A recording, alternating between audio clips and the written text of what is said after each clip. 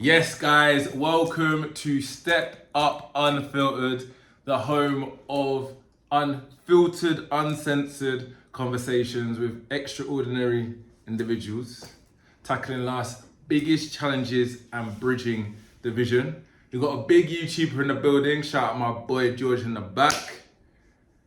However, if you can introduce yourself, the people don't know somehow. Name, age, occupation, and a fun fact the audience may not know. And reoccurring guest, but this time we've got you on just by yourself. Okay. So for people who don't know me, it is Nice World, otherwise known as Nice World TV. Of course, I am a YouTuber, aspiring. I've been doing it for around 3 years now. If you want to talk about my age, I've been 30 for the past 2 years. So let's just say I'm 30 right now. But of course, one of the YouTubers specialising in AI. I'm here to, of course, do a good show with my boy Nate and just crack on with this. Love it, bro. Love it. And regarding the, I got to be honest with the audience. Regarding the structure, usually this is sorted a few days before. But you know what? It sounds like a bit of a pause. But my boy's got a good mouthpiece. I've got a good mouthpiece. Why are you cracking up, bro? Bro, we can chat in it. Yeah. So this is just like, I know a few topics in my head, but this is just gonna be fresh, on the go, unfiltered, uncensored, what the podcast is all about. Actually, talking about mouthpiece, how important is having a good mouthpiece in general? A mouthpiece, you say? A mouthpiece. Yeah. Good chat. Of course, it's important because, of course, you know what it is. When you actually speak to someone, you can understand their intelligence, how deeply they think. And of course, when you speak to certain people, some people are very surface level. But to be honest, I don't really get along with people like that. But when I speak to someone like you, we can have a conversation for hours because we're speaking about different topics, different things, and it progresses. And that's what I like, man. So it's essential. Yeah, and I think that's a really good point. I think one of the things as I've grown older, I really hate people that virtue signal, act like they're goody two shoes. And then you always find out these people have got the biggest skeletons. Yeah. I prefer people, that's the reason why we get on, all my boys, we just say it how it is. Everybody's a sound guy, whatnot, they don't take crap, but you say it how it is. You've got so many people that, are fake nice. Yeah. And then behind closed doors, they're ratting you out, the most bitchy people. So I hate people like that.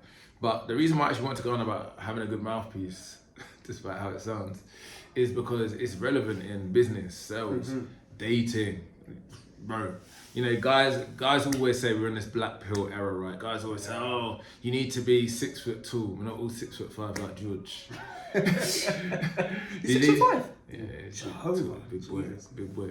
So yeah, you have to be 6 foot. You have to be earning 100 grand. You have to be a millionaire to get girls, and yet you don't, bro. I would honestly say having a good mouthpiece destroys a lot of that. A lot of good-looking people, they just expect you to come to them, and girls never want that. They want you to come to them. If you have energy, the vibes, all the fluffy stuff that girls like, trust me, it gets you a long way. And also getting yourself out of fights as well. Like what you said, obviously, when it comes to obviously women approach now, again, you know what it is, when you're tall and you have that on your side, it's a benefit.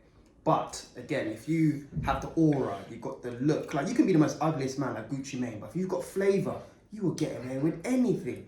And of course, money contributes to that as well. Money's not one of the driving forces, but if you've got your life in order to a good level, you know how to speak, you've got good aura, you've got good charisma, trust me, you'll sweep up. But if you're 6'5" and you got that, then yeah, life's over, man. You're taking over everything. Yeah, George. Yeah. We've got some killers in the building. But stripping it back, I'm glad that we actually discussed that because I think that's something that's very, very important. And what I was saying about getting out of fights, guys, I had like a little scrappy stage when younger, as we all do as men. But I haven't fought anyone for years. And do you know what it is? I've never backed down from a fight. It's more just the fact that I know how to, it's not because I don't want to have a fight. You know how to win a fight verbally. Yeah. So you don't have to get yourself in a physical altercation. And again, it's just, knowing what to say at the right times. Yeah. And that's... It's diplomacy. Diplomacy, exactly. You don't need to be getting in no physical altercation with anyone. Like, again, that's more of a young vibe. Like, I probably had, 2 fights in my life. I ain't got to lie. I got my ass whipped one time. I tried to be brave, tried to fight a man over a woman. That man kicked my ass. And after that, I said, I ain't fighting no one. I rate the honesty. I ain't doing none of that stuff, man. I rate the honesty, but I can tell you some stories. When was your last one? My last one, it's been that long, I can't even remember it, but I can tell you some highlight fights. I remember my boy got called Temper T, and he's a little hench and black at uni, and he decided that he wanted to get into a fight with 5 geezers. Yeah. It's me and my friend, so there's 3 of us. and he decided that he didn't want to fight last minute. But them guys are already started, you know, they're rolled up now. Yeah. So then I put one into a DDT, smashed up his face. My boy swung on 2 of them, knocked 2 of them down. And then the other 2 were like, come on then! And they're like, no more. So that was a pretty cool story. But I had some mild ones, man. Even, you know, obviously Cliff.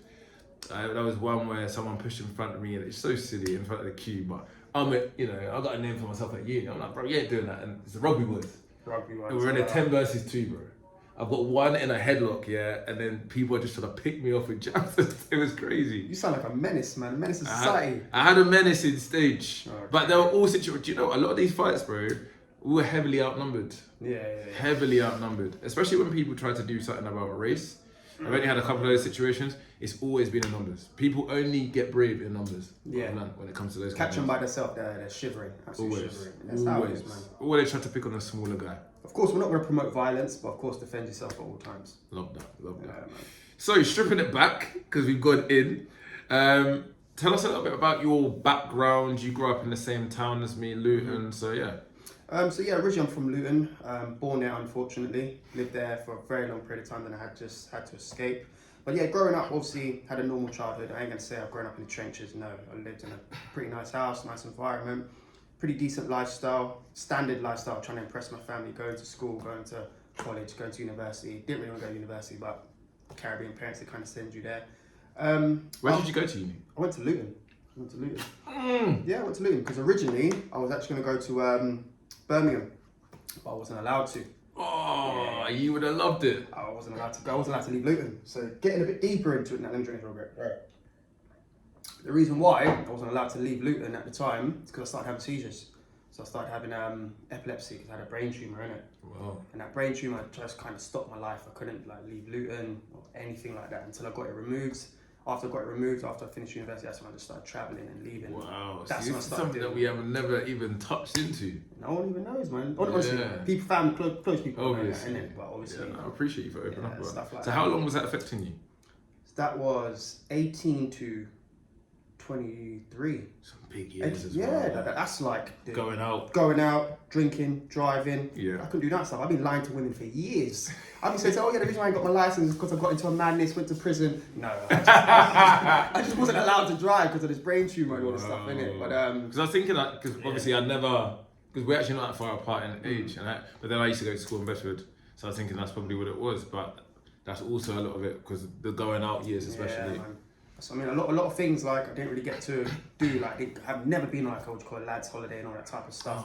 You know, when you're at that young age, that's when you start doing these obviously, things. yeah, of course. But it's kind of just made the type of person I am nowadays. I don't really mind them. Yeah, things, but you're making up for it now. yeah. I live life now, innit? So it's calm. That's so interesting, man. Thank you for telling us about that. No doubt, man. Did you have any role models growing up? Honestly, my role model, I wouldn't say I had like any like real people I looked up to. I'm not gonna lie, I've been in social media world for ever since I was like 20, 21. So of course I was always looking for them people who are making money, people who look fly, look cool. I didn't care if they were drug dealers, scammers, professionals. I just always looked up to the high achieving type people. So role model wise, I don't really have any set people. The only person I could really claim as my personal driving force for being a role model is my sister. Because of course she does very well in life. She's like the head of innovation for Tim Hortons, the actual brand. Yeah. So I've always like kind of followed her path, like with everything, like business acumen, anything she kind of says, I kind of follow down the same route, investing. So she's been my main role model in my life, to be honest. That's lovely, man. I'm gonna ask you a follow-up question to that. I didn't know you had a sister. What, older, I assume? Yeah, I'm the youngest one, man. I've got 3 sisters, but of course she's almost like my partner in crime for anything. So, Oh wow, so very close. Yeah. Lovely, man. Lovely. Yeah, that's definitely the main person for me. But yeah, besides that, role models, specifically her. But of course, didn't really grow up with my dad or anything like that. My dad was a gangster, but I loved his gangster way. So that was more of my main 2 people I looked at. And that was really it. Yeah. Okay, nice. Do you feel like any of that has influenced how you are and your personality, the way you treat your content, business? Yeah, most definitely. When it comes to adopting that type of mindset upon me, yeah, it's kind of worn off for me. So for example, being resilient, being really focused, like regardless of the environment I'm in, regardless of who's around, I'm not going to change what I do. I'm not going to put anyone else above me or before me. That's another thing as well. I always put myself first. regardless. So, because of course, you know, when you are like, you kind of prioritize other people, you tend to lose yourself, you tend to slow down. I'm not like that. And I did learn that from, of course, my mother and my father. They always said that to me, prioritize yourself at all times. Because when you do that, you get very far. Like, you excel a lot quicker. Yeah, I think we discussed some of that on the podcast, because you were shocked to hear that I said that you asked me if having a girlfriend slows you down. Yeah. You know, it's a value add, and I said it's a value add if she's the right one, because she'll be adding value to your life, right? That wasn't quite the question, I butchered that. But I was saying, basically, a value add if it's the right one, because, you know, let's say you're putting in loads of hours, it's somebody that's going to be cooking for you, obviously, you know, relieving stress. It's relieving stress. Nah, but it's someone that obviously you can talk to. Obviously, you have great times with your girl as well. If you're going to have a weekend staying in, by yourself, you're going to be bored and regretting the fact that you're not out. If you've got a weekend with your girl, it's still nice. It's nice. Especially like, you know, my ex-girlfriend, we go to the gym together, we do everything together. And we were very, very evenly yoked. So when it was good, it was a value add. It's just because people are in crappy relationships. But now that actually makes a lot more sense, where you're like, nah, focus on you, get your bread, and then maybe we deal with that when the time's right, if. But here's the thing, it's almost like a cycle, because you just said done it with your ex-girlfriend. She's an ex, right? And I guarantee once she came out of the scene, I have a feeling you probably excelled fitness-wise, personal life-wise. You started looking better, like feeling better. And this is what happens when you prioritize someone else. I love women. I love you all. I'm not going to lie. That's why I can be in a relationship with 10 of you at once. But the truth is, I would never ever put someone else before me, regardless. Because if you do that, it would naturally slow you down. And that's why when people break up with each other, there's a glow up. And a glow up is because you're by yourself. You're prioritizing yourself. And that's why I'm not going to advocate to say don't be in relationships, but truthful, being in relationships is not a priority. Especially if you're a man, it is not a priority. Have fun and just make a lot of money. Do the relationship thing when you are 100% comfortable and you don't mind getting fat and being very comfortable. But being uncomfortable at this age, in your 30s, is important, because when you're uncomfortable, your back's against the wall, that's when you really start striving to do better. And it's very hard to carry a passenger trying while you're on that journey. Yeah, I really respect that. It's really honest. It's really interesting as well, because I was very honest with you. I said I think for most people that is true. I think for me, when I was last most successful is when I was in my relationship and things were going well. Are you saying that because we're on camera right Nah, now? not even, bro. You know me as well. Like, I train regardless, bro. I train like a animal regardless. And then I got her on the gym team. So that never ever slacked. Then I had, my coaching business was on point back then. But then obviously I was doing a podcast as much. I was going on other huge platforms. Work, my career was going really, really well. So I was doing really, really well. That's not to say that I'm not doing well now, but I'm just saying it was a good, I was just as good, So it's not like I had like a massive glow up for me personally. I've always taken, because those things that a lot of people let themselves go, I was keeping up. So I think personally, you have to maintain that you look good for your girl. Like, there's got to be an element of keeping her on her toes. That's not me saying that you have to say spiteful things. That's not me saying that you have to do spiteful things or anything like that. Yeah. It's more just saying she needs to know that why am I looking elsewhere? Because my man's in shape, my man gives it to me good, and he's my rock, and he's this, and he's that, all the emotional side. All part of male self-improvement, right? Yeah. You have to make sure that you're on point at all times. Yeah, of course. 100%. Because if you don't do that, again, you can have a loyal woman, a loyal partner, but if she does come across the upgrade, don't be shocked if she starts to wither away. And that's why it's always important to be on top of yourself. But again, when you're with someone, you tend to lose yourself sometime. You're not going to be at your 100% purely because you're giving the energy and the time to someone else. I know people who bought women things and they break up with them a few days later. Like, I know somebody bought a woman Jimmy Choo shoes, and now she's going to be wearing them Jimmy Choo shoes with another man. That's the honest truth and the reality of life. And that's why you have to prioritize yourself at all times. What did I say to you, George? Oh, how you doing? Always go for an experience and not a present. Experience, you both enjoy it. Present, you're down bad if it does not go well. Now, we're just having like a general conversation, but I always tend to go for the experience. The experience is more important. The experience. Because when money gets involved, you can understand if someone likes you for money or for yourself. And that's the key thing. Perfect. So tell me. Oh, no, wait. Before we jump into something else, I want to ask you, so when you was with your partner, do you believe that's when you was at your peak, or you think you're more at your peak after you was with your partner? 1 second. George, can you just move it in the center? Don't worry about that one. Yeah, perfect. So was I at my peak before Or While you was with your partner, Yeah, whilst I was or with my after your partner? Because when you was explaining it, it sounded like the reason why you peaked is because of your partner. So now when I No, understand, no. is it you or the reason because you was with your partner? No, she just helped make life easier. And I also, like, I wasn't going out as much. I was chilling more. I was going to the gym a lot. I was happy to like have a weekend in because I knew like I was still with her. Do you know what I mean? Sounds like prison. What do you mean being in? Bro, but it was fun, bro. It was actually nice. Because I'm such a bro. You know me, bro. I'm a very like. You can have me out 6 days. I've done the IB for seasons. I've been out and about a lot of my life. So I needed someone that could tame me a little bit, and she was the right person. So actually, all I'm saying was a value add in a lot of those areas that a lot of people do flop in. Okay, understood. Like I've got the mental resilience that I can get myself back up there, single or in a relationship. Yeah. But as you were saying, like with most, a lot of people that you date, they're gonna bring you down as opposed to up. Because you just said you like to be tamed. So do you like women taming you? Is that what you're saying? I like a woman that can try and put me in my place, to some extent. What do you mean by that? Because I'm a wild boy, man. Yeah, don't you want to continue? No, that's really being wild is a bad thing. That's the thing. Nah, but that's it. This the contamination of the world. Okay. It's a contamination of the world.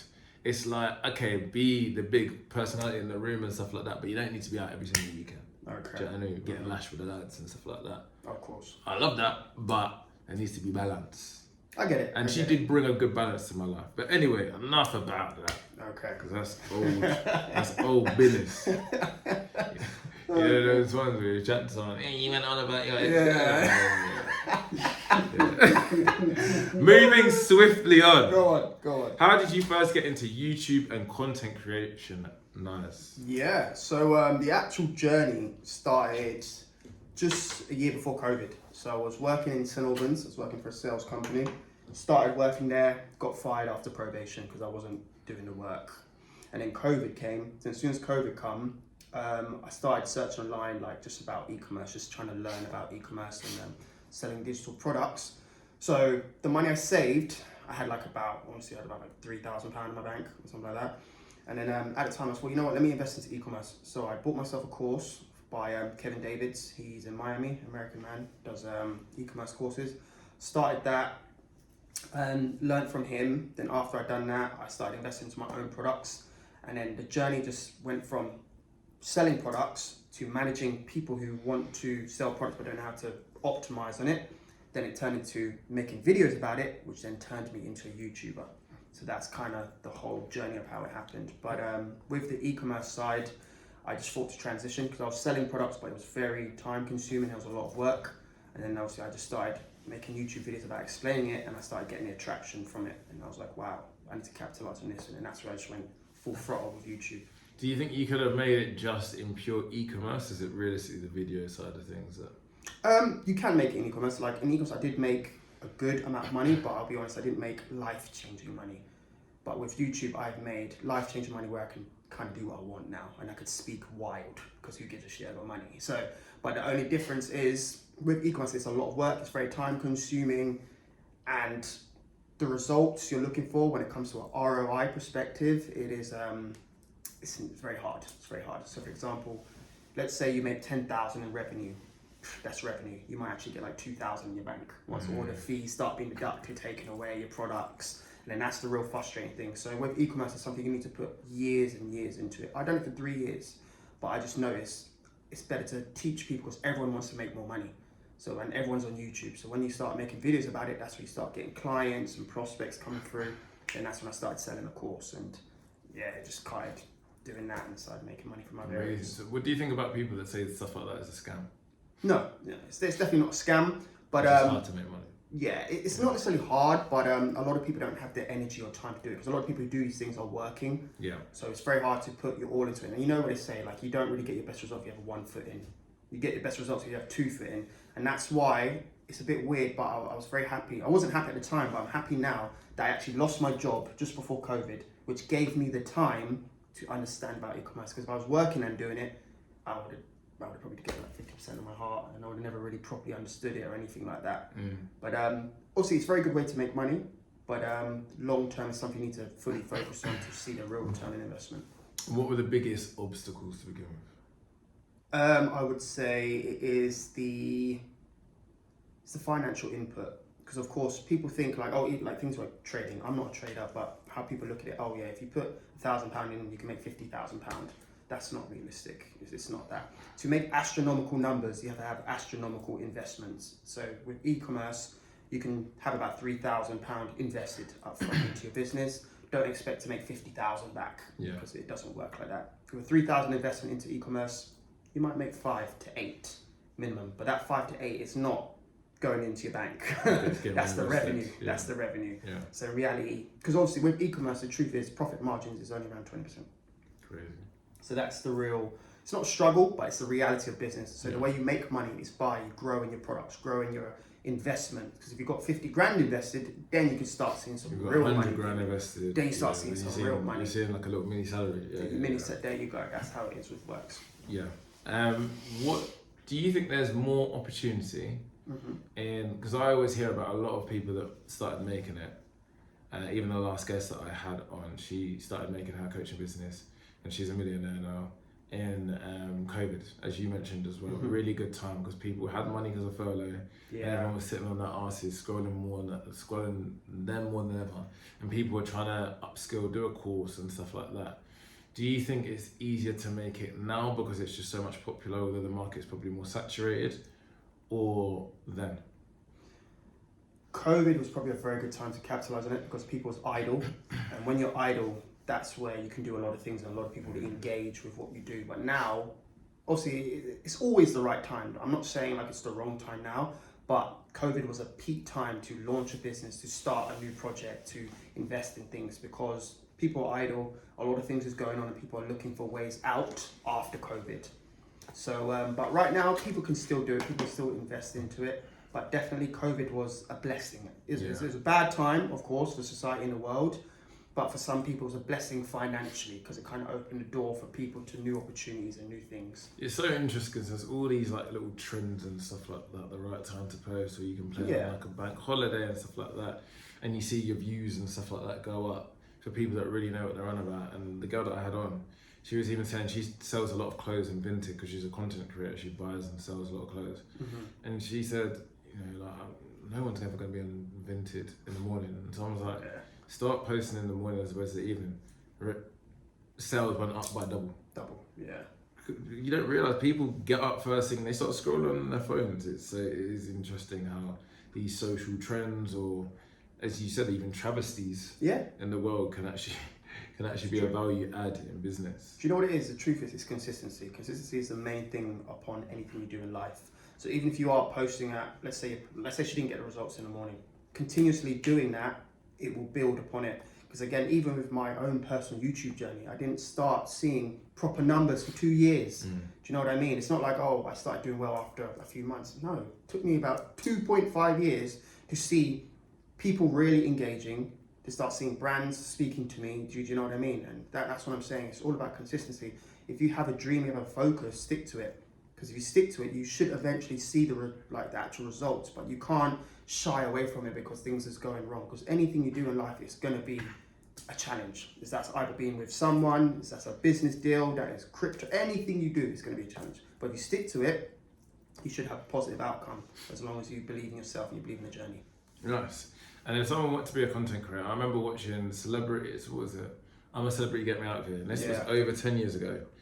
And they asked a question and it was something like 33% or 66%. It was one of those little dingo trials or whatever. And it was like, what percentage of kids want to be YouTubers?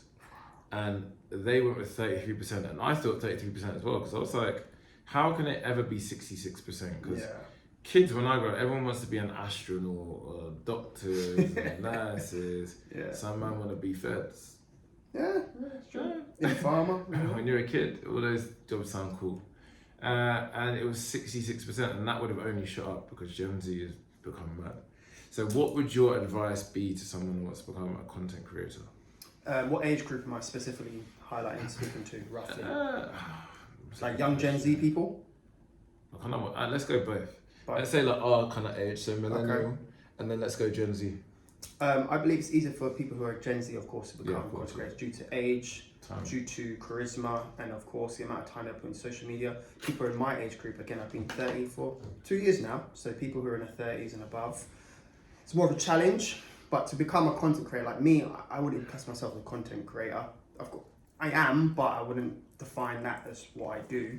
But to do these type of things, you have to have a niche, number one. But the thing is, the only good thing for Gen Z people, because you're young, you can try and error. You can try a whole bunch of different things. You can see what's going wrong. But more in people in my age group, you can't be doing that because your time is limited, and your biggest audience, the truth, are young people. Like if you look at people like Show Speed, these men are young. Yeah. But if you look at the actual audience demographics, people younger. 15, 16, 17. Yeah. And once you capture the young people, it's the best. Yeah. It's actually the best. Capturing older people is a lot harder because you can't really sustain them. Young people are on their phone, I don't even know, 24 hours a day. Like older people, we're probably on our phone maybe 15, 16 because we have to sleep, we have to work, so we're not going to have that same. But if you want to be a content creator, have a niche, understand who you're targeting, and I wouldn't recommend just doing crazy stuff because that's what a lot of people try and do nowadays. Just do foolishness to try and blow up. That's not longevity. It's quick, innit? Quick wins. That's a quick Quick win. money. Yeah, it's not long. Problems. So if you do create content, think of it other ways where if people are watching me, am I teaching them? What do they like about me? You need to have something, you need to be giving something to the audience to keep them engaged. That's the truth. How much is luck versus skill? Oh, wow. Okay. Luck and skill, percentage-wise, I would say 70% skill. 30% luck. Definitely. Do you know what I find so interesting? I said this on your podcast, and this is what's good about it now, because I know you asked if social media is good or bad. What I would say is I think it's good the fact that I feel like anyone can make it now. I feel like when we were growing up, you had to be a model, you had to be in TV. Yeah.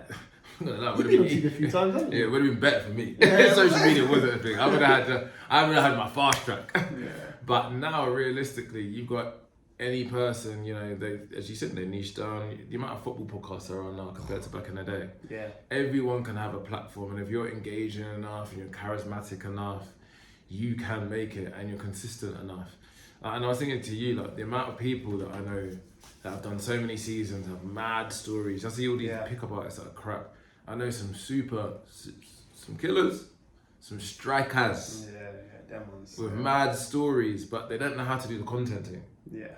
There is definitely a skill to it, and being a good content creator. And then I know some people that have bland personalities that have made it.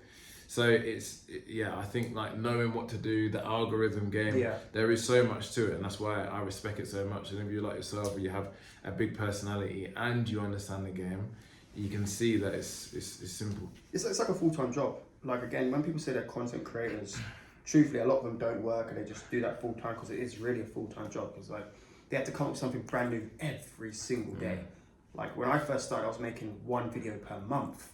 I'm making 15 per month now. Like 15 videos. That's what I'm saying. You have to be on it constantly. How many hours a day do you work roughly? Truthful, about 2, 3. This guy's I use ChatGPT to get my scripts. Yeah, literally. But I can even break it down. Like ChatGPT to organize my actual scripts per video. Once I do that, my videos are only around 5 to 8 minutes long. It takes me about 20 minutes to record 1 video, and I'll do an average probably 2 videos per week. Boom, done. Sent to my editor. It's editing in like 3 days. So, we don't have Charles to do it. The turnaround time's quick. Nah, joking. Shout out to Sentinel. You were at the Sentinel Studios the other day. What did you think about the podcast room? That podcast room is phenomenal. It's clean, it's nice, it's got very good equipment. Again, I used it. I'm going to bring someone else there to use it as well. Yeah. But if you do want to do a podcast, you definitely need to go. How many subscribers you got on YouTube? 181. And how many on TikTok? Oh, sorry, Instagram? 246. So with an actual influencer, not a little 20k influencer. No, there's nothing wrong with 20k. That's still impressive. Fine. That's a micro influencer. You can still get deals that way. So this guy has really been seen and done it and built a following. And getting 100 and whatever thousand followers on YouTube is way harder than Instagram, because so many girls that are sexy that post a little half naked stuff. That's just littered on Instagram everywhere. Yeah. I feel like sometimes Instagram is corn. It's crazy. Like any girl can get 50,000 followers. Yeah, yeah, of You don't course. even have to be the most attractive. Skinny, Work. fat, short, tall, Even black, white, blue. AI models. Yeah. AI models are getting like so many followers in such a AI short amount of girls. time. Have you come across them? Yeah, it's Have you ever crazy. been caught have you ever thought, wow, this woman's actually real, but you found out she's AI? Well, check the link. What it do though? Oh. AI Nah, girls. I feel like you can usually tell. It's always just like a sexy girl, and then she's just like sick at MMA doing mad kicks or dunking. I'm like, It's getting mad. It's getting a bit. And it's men behind them as well. The people who actually It's create these scary, accounts. bro. Yeah. It's scary, bro. It's scary. It's Okay, crazy. so final question for on the YouTube thing, Mhm. unless you want to buy one time. Okay. How did you get your following? Like that's a huge following. I think Yeah. just some manageable steps to the people, because let's admit, everybody pretty much, especially if you've got a business or you want to grow your personal brand, wants to increase their following, whether they admit it or not. Yeah. So, some manageable steps that people can maybe take. Most definitely. I think, again, even me on my journey, when I first started, I was dibbling dabbling in everything. So my first videos I ever created was shopping sprees. But these shopping sprees were not real, I'll be honest. I was using my sister's credit card to do these things. I'll be authentic with it. So I was doing like the vlogging, the shopping sprees, to do these things to try and see if that would capture people, because I wanted to capture the younger audience. I wanted to capture... So you're doing shopping sprees, how does that work? So, okay, yeah, have you heard of people like God Nat in England, these people? No. So, of course, they are e-commerce specialists. Yeah. But when I got into YouTube, I wanted to see how did they build their YouTube channels, and their videos was not about e-commerce, even though that's what they specialised in. They was all doing shopping sprees. And of course, with shopping sprees and stuff like that, capturing young people is the quickest way to build your following, because if they see, it's like when people come to Dubai, they have money, they have cars, but they don't really have these things. But it captures the audience. So you're just buying expensive things? Yeah, and returning it the next day. Return it the next day. Yeah, that's what I was doing. I've done about 3 videos for that, and then one of them blew up. And it blew up from the prospect of where people would message me regarding to e-commerce. And then that's when I created a course to sell it. Then when I started advertising my course on TikTok, I started advertising on Instagram, because I've got like 3 Instagrams. It started to blow up, getting more attraction, and then that's when I started building on YouTube. But the thing is, I went from 1 video a month to like doing like five a month. And then the algorithm started to build, because the information I was giving, I was making insightful videos. I kind of dropped the vlogs, I dropped all that stuff because I wasn't giving me the audience I was looking for, or like the numbers. Once I started making educational content, that's when the numbers started to come through. And that's when I understood I need to supply people with free, knowledgeable information, because everyone wants to get rich. I'm not rich, but I'm very comfortable financially. Mm-hmm. So of course, portraying that image, and of course, showing people the way how to do it as well, it made my numbers grow, and then I just capitalized on it from there. Yeah, man, I appreciate the honesty, and that's fantastic. So guys, get your notepad out, take some of them notes, put it into ChatGPT, and create a plan of action. Yeah. Because there's enough content there. So what made you move to Dubai? I wanted a better environment. Most importantly, your environment does actually change the way you think and the way you act. And being around people like, example, people like Nate, people like George, we look different, but of course we probably think the same when it comes to life aspirations, life goals, just the overall journey. And I'll be honest, somewhere like Dubai, that's a very good environment you want to be around. You want to be around people who strive to do well, people who want to get to the next level. When I was living in England, I'm around fat people, I'm around mentally depressed people. I don't want to be around them. You know what I mean? They're depressing, they're ugly, they get on my nerves. I don't like them environments. I like to be in motivational environments where you can get to the next level. So that's why being in places like this, it makes me thrive. Truthfully, it does. That's Whoever why. got offended by that, it's Step Up Unfiltered, baby. Yeah, I shout like. out to the fat bitches. They're my type, I ain't gonna lie. What you like them? Yeah, you like a Drake? Yeah, I like. BBW. Yeah, BB. You take your like them. That's a little bit too thick for me. I don't like something that's You don't super thick. So So- I like something that's slim and thick. Slim thick is me. I like slim girls, and I like Wow. the best for me is slim and thick. But I don't like something that's too thick. Okay, here we go. So what do you classify as BBW? I'm Jamaican, so I put a fat woman before anything. Something that I can't pick A up. fat woman. Serious? Yeah. You prefer if a fat woman. Yeah. People get it very wrong. Like me, I'm a fit person. When people, like especially females, they're like, "Oh, what's your type?" I tell them I like big, jumbo jet women. They're very like they're shocked. They're literally looking like I'm That's shocked. unattractive to me. How? What belly hanging over bed? That's What's wrong with that? That's disgusting. disgusting. They're warm. A BBW woman is warm. She'll suck your soul out. I'm telling you now. She will suck your soul out. One thing, That's- fat women look after you better than skinny, petite women. I'm telling you. Yeah, I'm not saying that's Fact. not true, but that's probably because they know that they're punching. Bro, I know that sounds mean It's a to true say. statement. You know, you got me talking spicy. How do you like big women? I'm very What do sure. you You're mean? Jamaican as well. Because I'm in shape, so I want to date someone that's in shape. Oh, I find you're it one of them. unattractive. Yeah, because I'm in shape. Yeah, one of them. One of these fitness Well, people. yeah, fitness person. I want to date someone that's in shape. I don't find it attractive when girls are like, I've actually been put off girls that actually aren't in bad shape, but they're just like, oh, I haven't been to the gym in 3 years, or my diet's so crap now, all I do is eat pizza. That's unattractive to me. And that also makes them usually a lazy person. I like someone that's slim and thick. Don't get me wrong, I still like my curves, you know what I'm saying? But You sure? It doesn't sound like it. what? Because I like someone that's slim and thick. So you'd really put a slim and thick woman before. So, okay, what do you classify as too big? Like, give me an example of someone.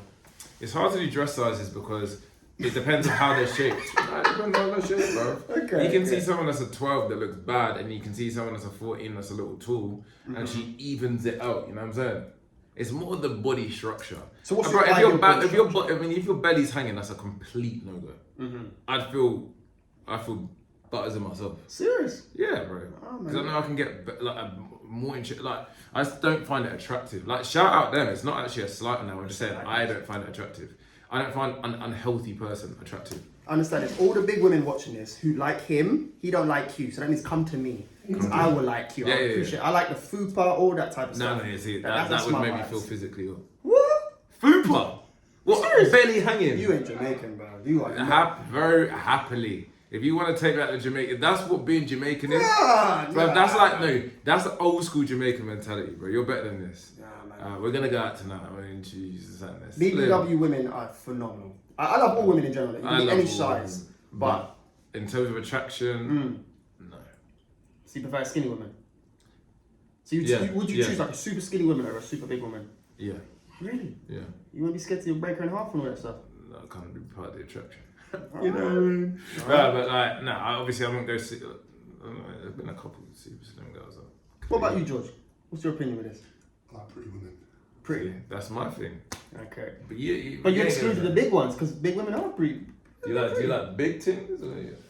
Nah, I told you, man. Like, I'm not talking about obese. Nah, listen. No, what? You said you like fupa. That's obese. No, it's not. Yeah, are you taking a piss? Have you You ever- know how like BMI is? Like I've been Oh, overweight my gosh. whole life and just being hench, bro. Bro, tings, Yeah, tings, yeah. are, bro. The fupa tings will be obese. A lot of them. That's not an obese woman. No, because you're thinking clinically obese. Obese is just like above overweight. Okay, so you're talking about like body mass index and all this stuff, right? Yeah. No, okay, I get it. Because Yeah. that That is is everyone I've technically had in my obese. life have been obese then, if I need to be serious. Yeah. A beast. Obese?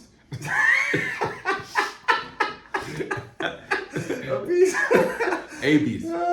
Minor, still love them too. Bro, 100%. Yeah, George, you preferring slim and thick or super thick? Yeah, no, I'm serious, bro. It doesn't matter if they're short or tall. If I can't pick you up, it's mad, isn't it? So not too thick. Okay. Yeah, like, you can be Yeah, small that's and everything. thick. If I can still pick you up and lift you above my head, that's all right. Mm-hmm. Lift you above my head. I need the thunder style. Liz in the building. Nah. I had to stop the everything. Yeah, too. Don't do it. Anyway, if I go into too much drama, I can't do it, bro. I can't do it. I need Athlete, bro. hour shape. Doesn't even have to be athlete, but at least like. Do you prefer muscle or jiggle? Oh, I like both. No. You got to choose. Let's rewind back to the F1. Mm-hmm. Bro, you can't be hotting up the stories, bro. What you guys do? We keep the stories on the DL, bro. DL. Yeah, exactly. Slim. Slim. Oh, you're Ooh. Yeah. See, that's a mad one though. No, because women do this. Imagine. The thing is, it's all about perception, Correct. and we can sometimes be misconceived. Mm-hmm. So, imagine you got with a girl, you think she's a certain size, and you unbuild her legs, and they Okay. look bigger. What do you do in that situation? Now I know you have your preference that's a little bit different. Mm-hmm. But Let's just switch it around. So if mine was from do a you skinny say- perspective. Mm-hmm. I like what I saw. I don't like this. That makes you a bad guy. If you go through with it, but then not ghost, but you kind of like, you're not as into it moving Yeah. forwards, then you're the bad guy. Or do you just play happy families, but then how long can you keep it up? It's a hard decision. I get what you mean. I'll appreciate them regardless, as long as you're, a good woman, nice woman. I appreciate you. But from a sexual perspective, because there's different categories. That's what we're talking about. If it's a sexual perspective, like say a girl looks thick online and I meet her in real life, she's mager like a stick. I'll enjoy that day and time with her, but after I drop her home, I ain't talking to her again. Like you're not what I like. Of course, I ain't gonna say that to them. I would never ever put someone down or give them feedback. That's not needed. But of course, I would just part and distance myself, and that's all. Bro, some of the mager things. I'm telling you, man, bro. Some great experiences with a couple of mager things. No, because it's the unexpected, bro. It's the unexpected. Bro, I'm telling you, man. Bro, I've had some. I've had some good times and some surprising times with the little things. The little mager ones. The little things, bro. You need to go on a BBW spree, man. You'll enjoy yourself. Tell you, they'll love you as well because you got muscle. Hey, man. They'll eat you up like soup, man. Look, as I've got older, I like something a little thicker, but just not too goddamn thick. But think of it, so because would you go to a country like Colombia? Yes, that's been on my list. I told you before. Yeah. But you know how them Colombian women are shaped, like them Colombian women. They're either gym or they're thick. Yeah, but those girls, those girls are like beautifully thick because they're thick in the right places. But they'll be classified as obese. If you're talking about BMI, they'll be classified as that. But if you've got an hourglass figure and you're just thick, then that's beautiful. You know what I'm saying? Do you know that Gracie Bonnie, whatever her name is? That's I don't find that attractive. The one with the huge bum and the thunder thighs. You love that, innit? I mean, that's a bit all my name. I'm just saying that. I'm not trying to act like one of those guys. Yeah. But like, what you think that's like?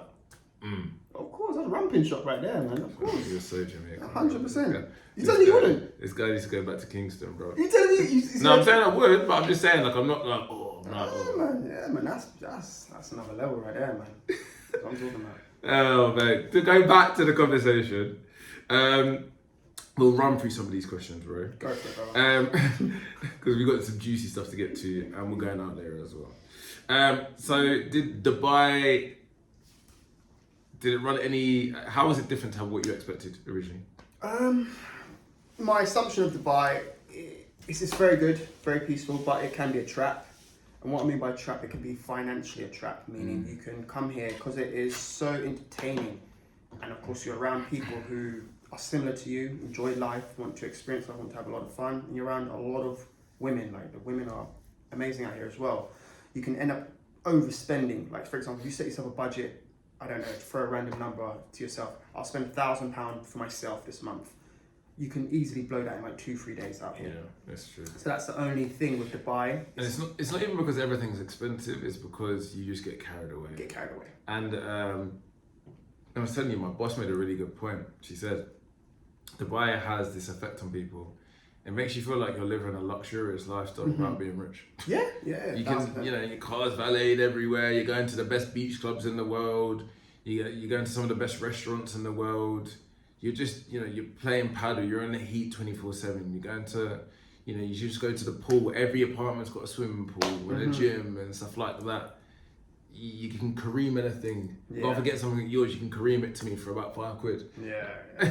Like, it's just life is just so easy here. So it's very convenient. I think that's a really good point. That's the thing. But yeah, I think you just have to be like really principled. You've got to have a bit of order when you're here. Because if you have a bit of order and structure, then you can kind of control your spending and what you do. So you came on my podcast. It was a really fun time. We did like a group podcast. And then I thought you were going to be in Thailand, and you decided to spend the last year in Dubai, and then you decided to do the last year in Thailand. What was that like? Yeah, Thailand was phenomenal. Very good place to go if you want to relax, especially if you want to train as well. Like if you want to go there and get fit, you can go there and come back looking like Terminator, because it's very fit, it's very cheap, like when it comes to things like food and stuff like that. But yeah, it was amazing. Like honestly, I would have put it above Dubai. Dubai is definitely number one for me, but Thailand is somewhere where I'll go if I just want to train and relax for a period of time. Yeah, definitely. That's a really good point. I love Thailand. It's probably my favourite place I've travelled. I had the best time. I was there as a 22-year-old guy that was training in, the Shalom where all the UFC fighters were, eating clean, and I just come back from IB for season, so you get like a little bit of a mini gut. I burned it off in 2 weeks. I'd run up a bloody mountain in like like a record time. We did it the worst time as well. We did, and I'm not a long distance guy at all. No, I'm built for short distance. So it just gets you fit. And then we were working for, I think, the second best club in Phuket. So it was a good time to be a young single man. Experience a lot of nationalities. Yeah, definitely. It was an amazing time, and you meet just great people. A lot of Swedish people actually out there. A lot of Swedish. Yeah, it was a great place to live. It was super cheap, not as commercialized as it is now. So yeah, I've got only good things to say about Thailand. It has become a bit more commercial, but you can say that about a lot of things. Yeah, it's very multicultural there. Like once you go there, you're seeing everyone from every race, every country, all colours, all flavours. That's the good thing about it. It's like you're not going to go there and just be with your own people. You've got everyone out there. 100%. Yeah, it's excellent. I like that place. 100%. What have you learned from living in both countries, and has it changed your views on the UK? Oh, Jesus.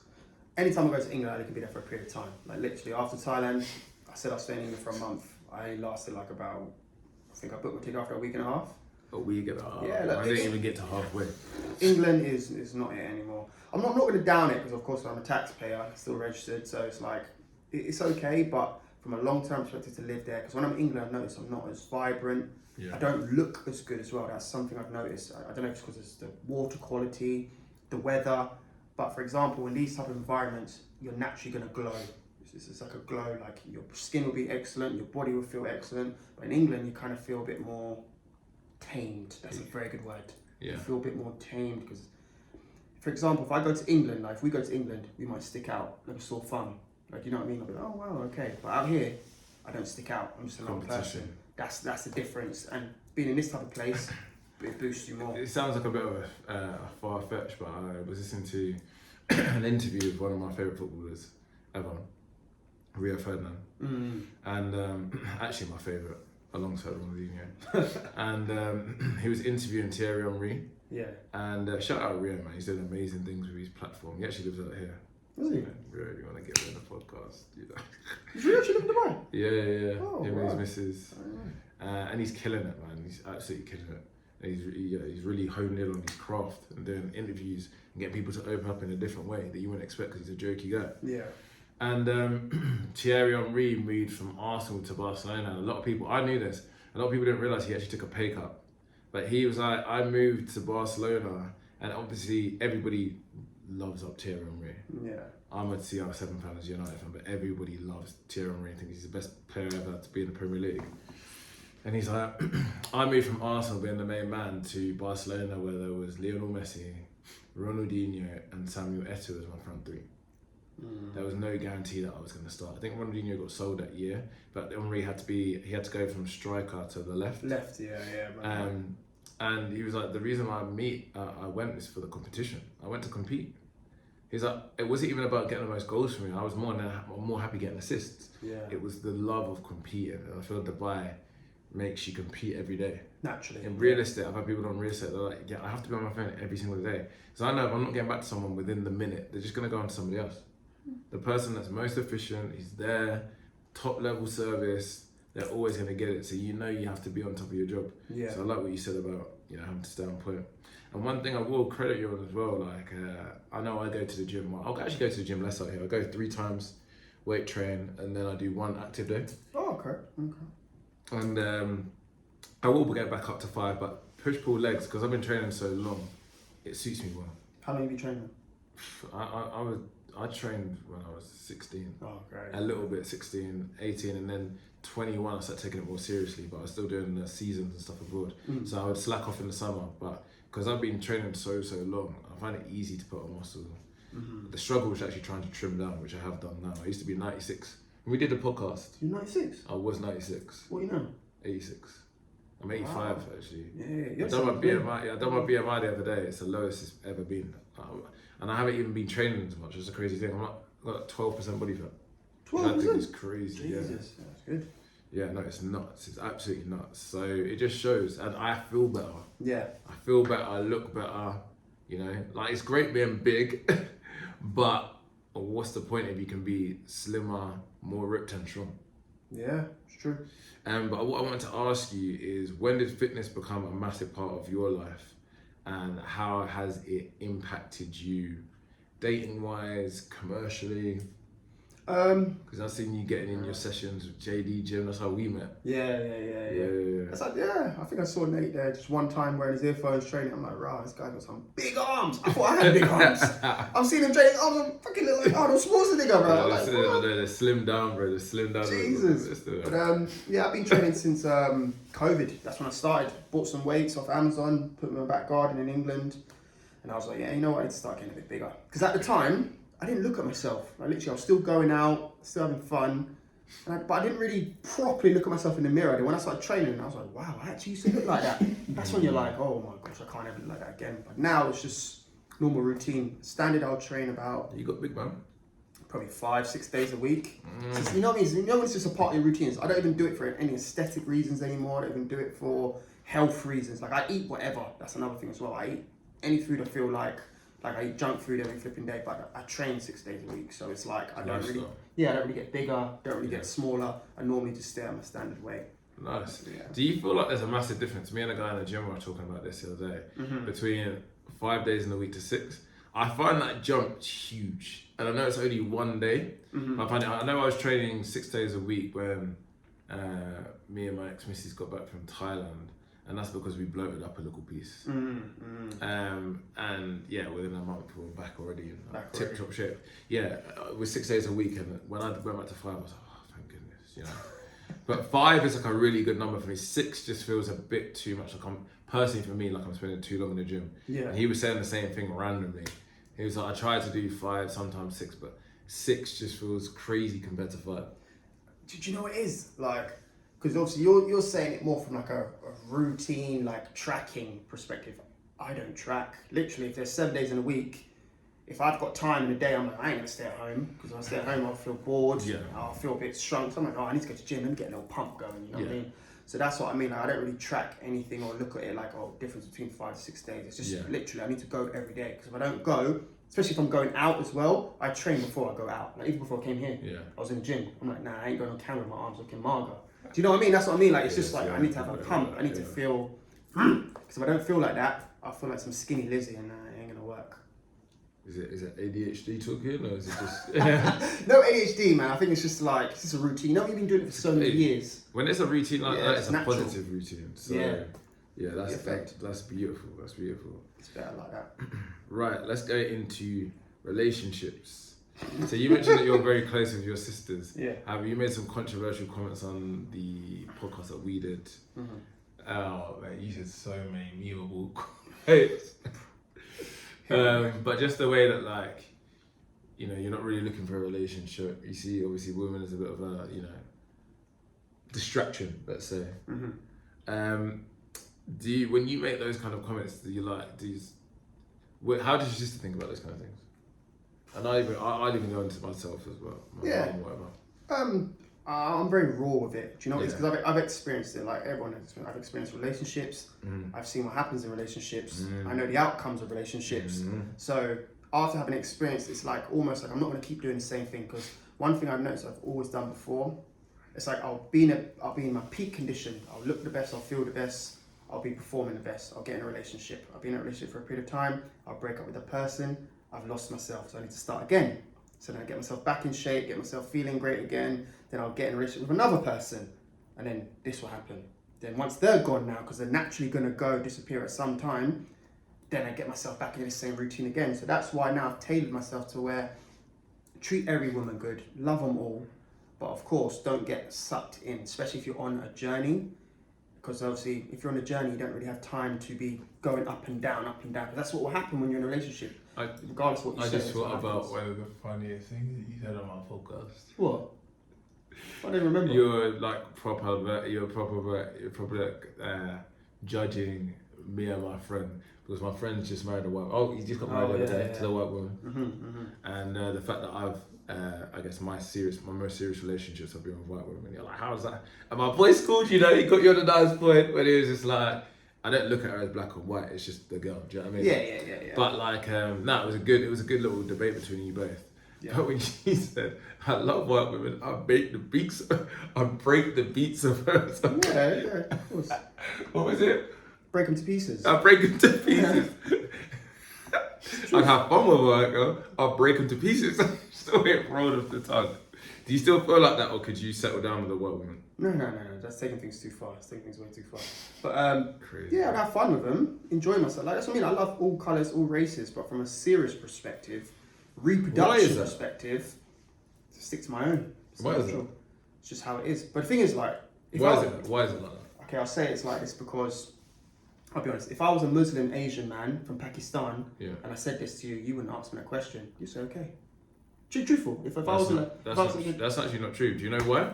Because, as I said, with virtue signals and the people that always try to act like the most righteous, they've always got like skeletons under the closet. And guess what? I know about people that I'm friends with. Deep down, what a lot of these men love, white girls, white blonde girls.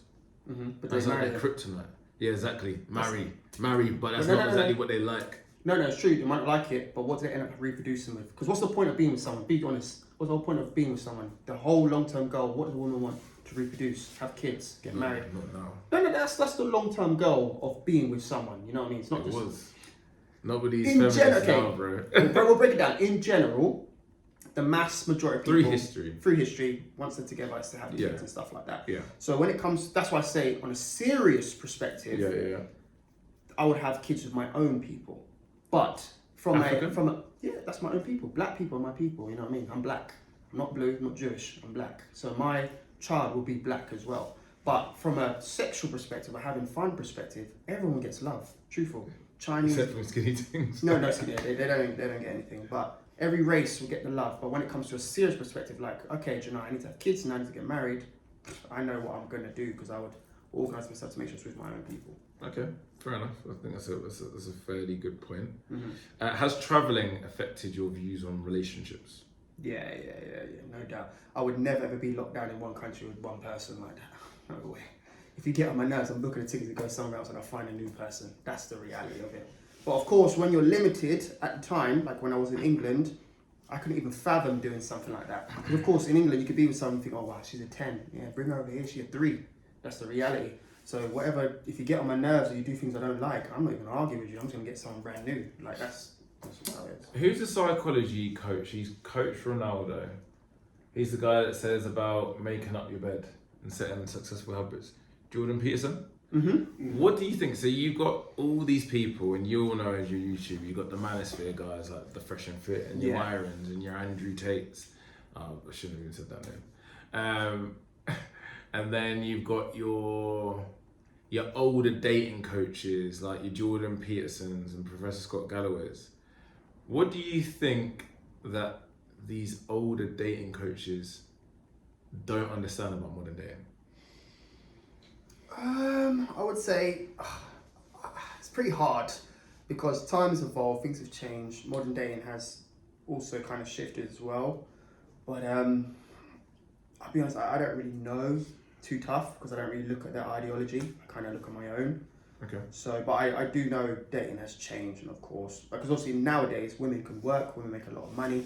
So money is a real driving force when women comes to choosing their partners or long-term people. Because nowadays women can have a sugar daddy, she can have a man for entertainment, a man for dates, and an actual boyfriend who ain't got no money. Man for dip. Yeah, so the man who breaks her to pieces. So it's very different and it's shifted. This is how it is. Yeah, bro. I don't think they've experienced it.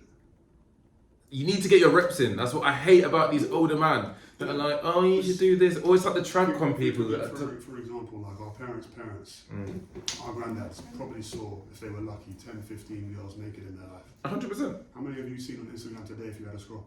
Facts.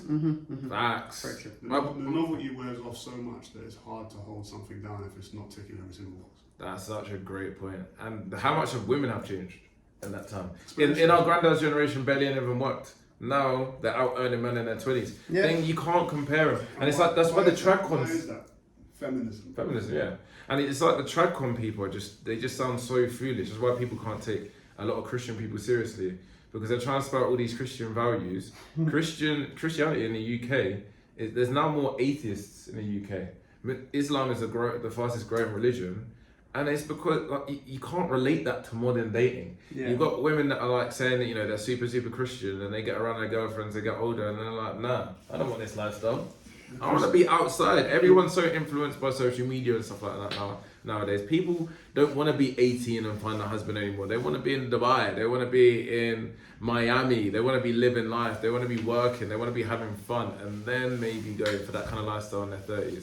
So that's where they just sound so outdated, and it annoys me because they like have a pop at, oh, young men are doing this, young men are doing that. Young men are adapting to the times. That's what it is. That's what it is. They're adapting to the times. 1,000%. A lot of girls are unwifeable, and they might even say the same about men, but like there's less serious options.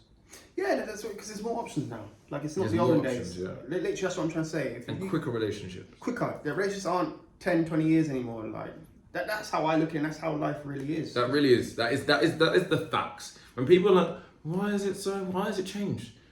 I've had so many conversations like here, and even like little like friendly debates.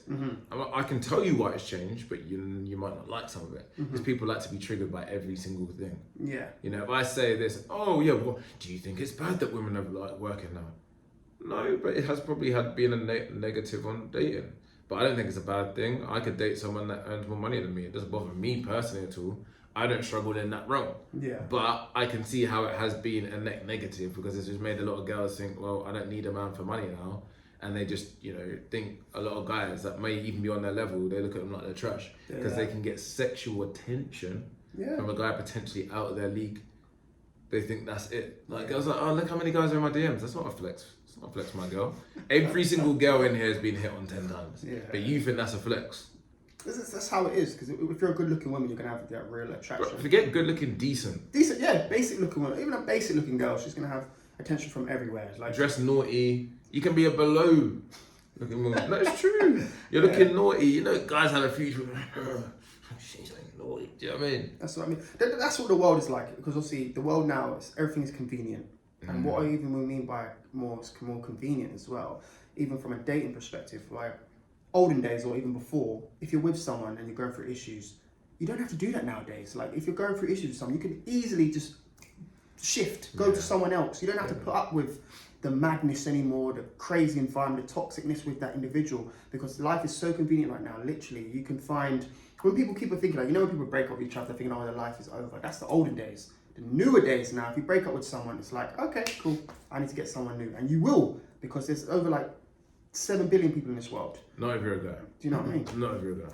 You have to be, as a guy, you have to be, I don't want to say like some of these guys say like exceptional, but you do have to be either good looking, you do have to have a great mouthpiece, so highly socially competent, you do have to have a bit of status, or you do have to have some money. Do you believe that?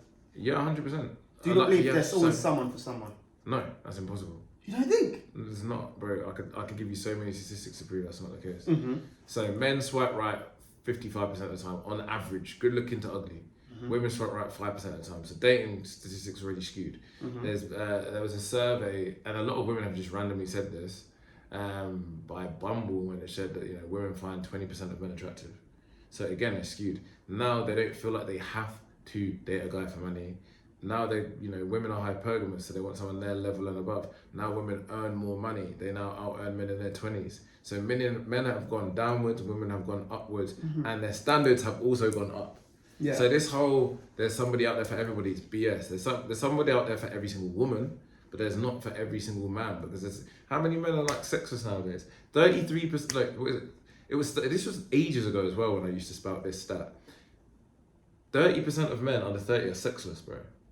That stat is completely different. For women, it's like 1 in 6, and that's by choice. By men, it's not by choice. Yeah. It's incel culture. There's so many men that don't get seen. Yeah, if you're a decent looking guy, you got something about you, you're in the right social circles, you've gone to uni or something like that, you're around younger people and you're going out a lot, then yeah, obviously, you know, your opportunities grow. But outside of that, it's difficult for a lot of men out here. Do you know, the information you're saying, it's true, but then this is the reason why there's always someone for someone. So for example, me thinking, or what you're saying, me thinking like, okay, let's say I'm sexless, I haven't had any fun or anything like that, I'm not really getting no attraction. Do you know how easy it is to actually find a solution? That solution is, for example, in places like Thailand.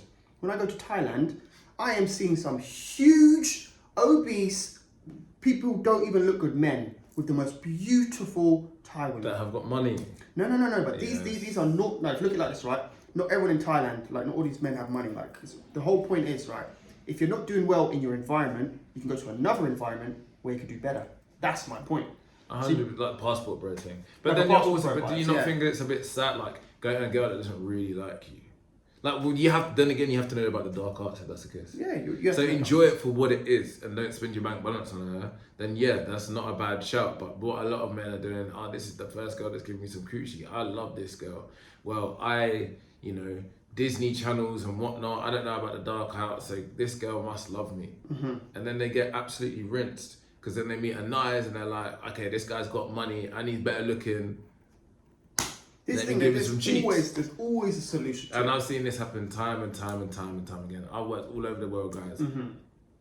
This happens time and time and time again. So I always say your partner has to be truly gassed off you. Yeah.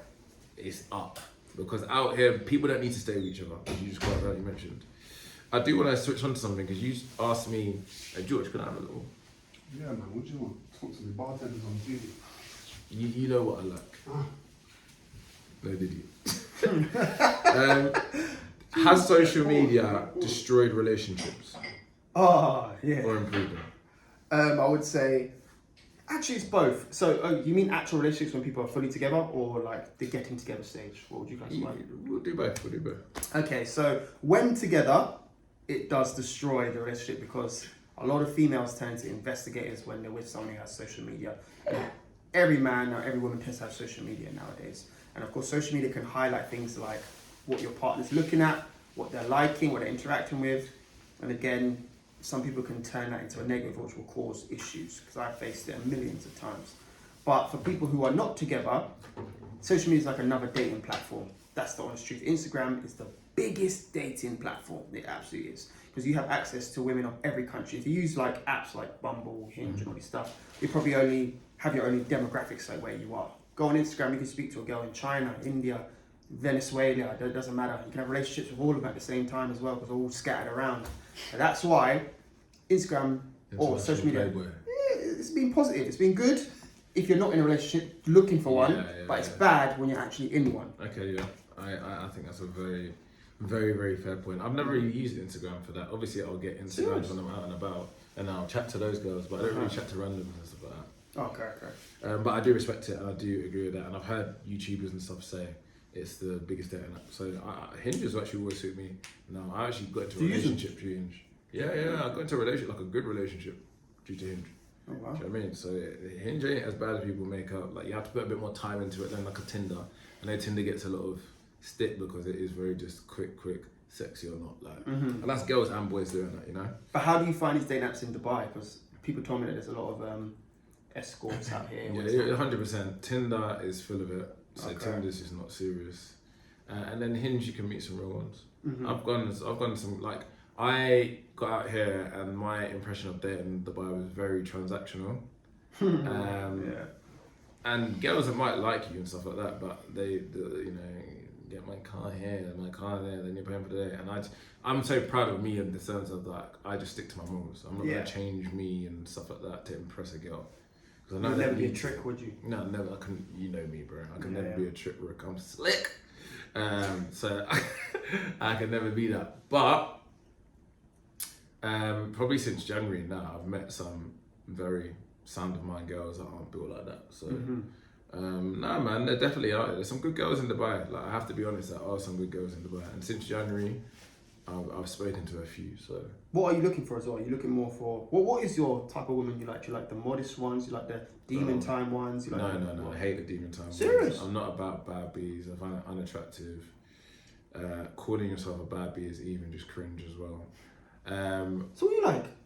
I like cutesy things. The cute, like naturally pretty, cutesy. Got a little fire about them, but they're nice, sweet girls. They want to do well in life. They're not outside. They're inside. They're homely. The ones that can actually like make, you know, because I've got the world side sorted. If anything, I need a little bit of tameness in my life. Cutesy ones. Like cutesy. You want to bring around your friends and family, and she's just lovely. Do you know what I mean? That's what I find attractive. A girl that actually dresses sophisticated. I find that way more attractive, and then I can see the body, inside. And I can't wait to take that shit up. Instead of showing every flipping Tom, Jerry, Dick brandy, you flipping assets. Like, I find that more attractive. That's your. Now, don't get me wrong. Like, when I'm out and about, some baddies catching my eye, 100%. Especially if you're sticking it on me, 100%. But for something long term, like this is not even comparable. No, yeah, I get. Like, I way prefer like a cutesy thing. A cute one. Yeah. Like, Yeah, what do you like? Bad, ferocious, demon time. Nuts. Ferocious. Yeah, that's my sort of vibe, man. I've had the cutesy ones before. They're great, but they bore me. I ain't gonna lie, they just bore me eventually.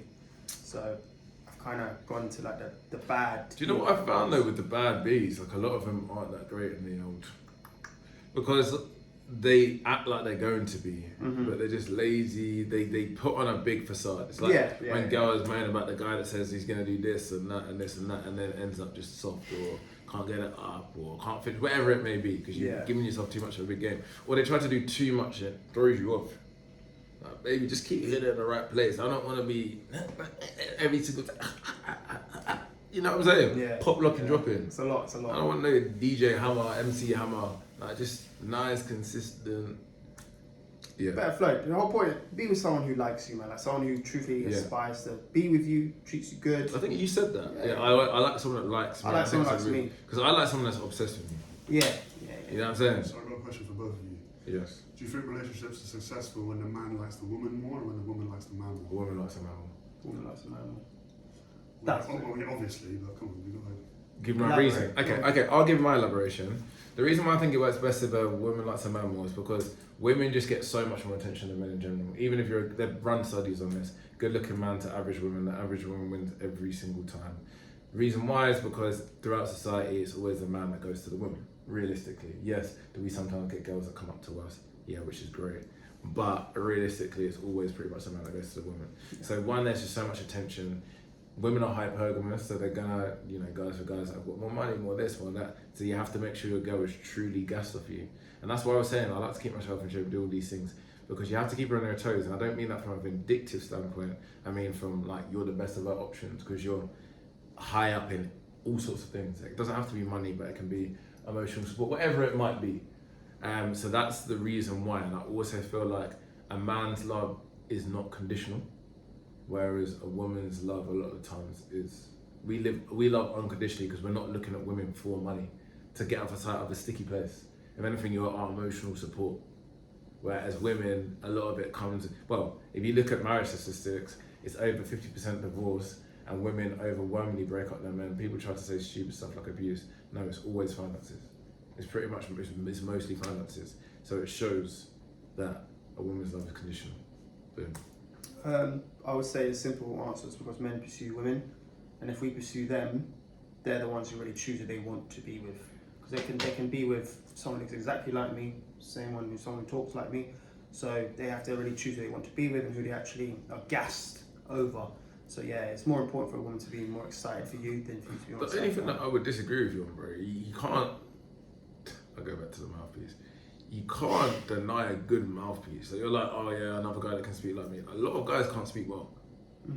A lot of guys cannot speak well. Like that's a huge value add. Do you want to know what the real differentiation is? What really could keep your woman? It's the sexual side. Oh, and the reason why you can have the best mouthpiece in the world. She can hear it from all the top people out there, but she's not going to sleep with everyone. She'll probably only have a handful of people she sleep with. Even if she's promiscuous, doesn't matter. She's going to remember a certain type of man who touched her a certain way, who done this to her, done that to her. And it's always a sexual standpoint what will keep a woman engaged. You just made me think of a question I wanted to ask, and we're going to fling that question to you, George. So I'm flinging this one to you. Although I know all your answers, but you have to tell me why. Would you prefer to be the Tyrone, or would you prefer to be the Sammy? What I mean is, would you prefer to be the guy that she's super sexually attracted to and doesn't see a long-term future with, most likely, or would you prefer to be the guy that's the lovely guy, the goody two-shoes, she thinks would be the great father to her kids, but she's not got that sexual attraction? I'll start. No, I mean, I've never been in that situation where somebody's had to choose either or.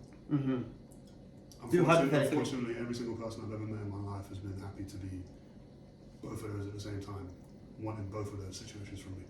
All right, George. My question was, you know, I understand the question. Hypothetical. It's a hypothetical. Man's like, yo, Yeah. I take both boxes. I am the table. It's a hypothetical, George. Obviously the first one. Yeah, and the reason why for me is because all the emotional stuff, you can build on that. And that's going to happen as well when you've had sex. A woman's going to feel more comfortable with you. Then you're busting jokes. She realizes the mouthpiece, but she's probably likes you for it anyway in the first place. And then the emotion's going to grow anyway. So it's like a cheat code.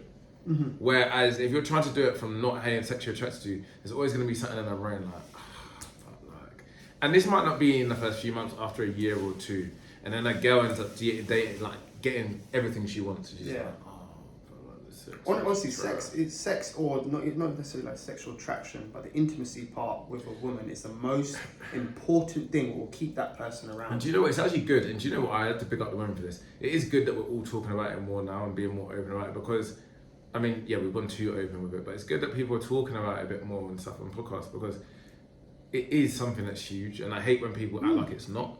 It's huge. It's huge. Honestly, it's essential to break your partner to pieces. What I mean by that term is blow her mind sexually. Because the thing is, you could do everything for that woman, but if you don't do it sexually, I'm telling you, she will get rid of you, literally. Because that's like one of the most biggest things. But Or she'll keep you and recruit someone else. That's what it is. But again, she'll push you to the side. That's the whole point. And we're talking about like not after like 2 days, guys. No, we're talking about years. Yeah, being with someone. You have to break them to pieces, because that was what will keep a woman. And they might justify it in their own way or fluff it up and say it in a fluffy way. We're just being direct, and some people that will get their backs up, but it's the truth. It is the truth, trust me. And I can tell you many stories, but I will not. I'll save that for another day. What would you say you are? Are you more? Obviously the Tyrone. No, are you the Tyrone, right? But Yeah. intimately, are you more like the love maker or the Vice Cartel rumpling shot type of man? Oh, in the bedroom. Do you know how I describe me? I think I'm like a powerful lover boy. Okay, right, them ones, yeah. Because I'm still, I'm still exerting a lot of power and dominance, I guess you could say. But I'm also a lover boy as well. Like I love like the connection. Do you know what's actually made me grow and made me enjoy sex more as I've got older? It's not just doing the like. I remember. How much I want to talk about this? When me and my boy did seasons. Let's say he had someone, I had someone. We both like. I'm like, my brother's going in, I'm going in. Then he'd be like, if Nate's going in, I'm going in. Do you know what I'm saying? So it was always this thing, because I think in your head as a young man, you want to make sure the girl's having a sick time. You want to be her best beat. So you're going like to time, you're going 0 to 100 real quick and trying to keep that 100 up.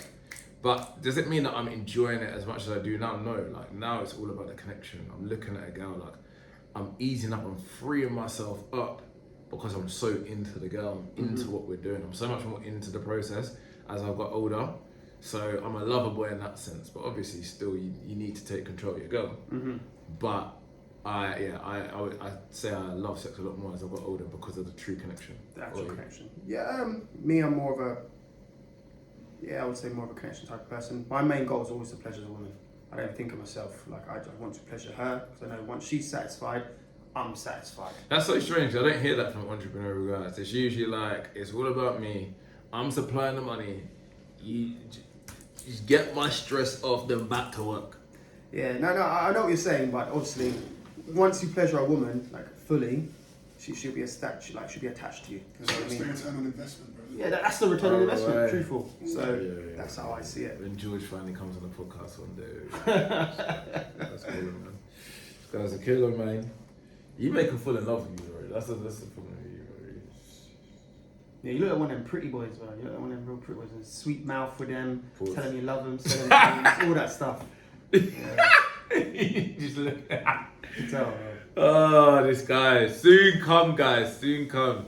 We're going to get George on the pod at some point. What have you found different about dating different cultures? I love all the man that are coming through with the text like, where are you? We'll be wrapped up soon, guys. We'll do 10 minutes left. We'll run through these questions. Go on. So what differences have you noticed between dating different cultures? I want to fling this to you as well, George. Dating different cultures, obviously the way they think, their upbringing, because of course I love Middle Eastern women, I love Arab women.